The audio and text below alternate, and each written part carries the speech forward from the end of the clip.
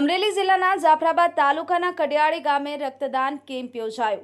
જાફરાબાદ તાલુકાના કડિયાળી ગામે તારીખ 13/5/2025ના રોજ રક્તદાન મહાદાન શિબિર યોજાઈ હતી।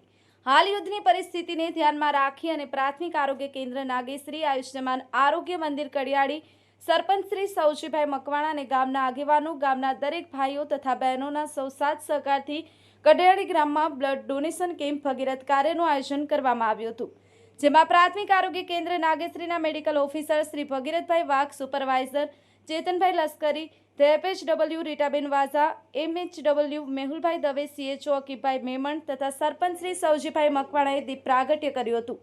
કડિયાળી ગામના ડોનેશન કેમ્પમાં આશા વર્કર બહેનો, આંગણવાડી બહેનો અને Navkar charitable trust, blood bank મહુવાનો સ્ટાફ જોડાયેલ હતો।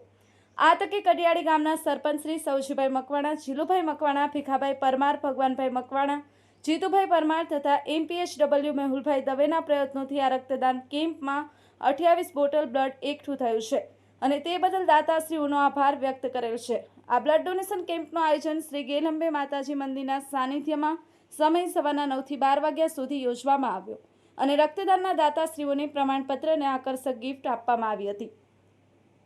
JP Parmar, Mahadev times news, Jafrabad.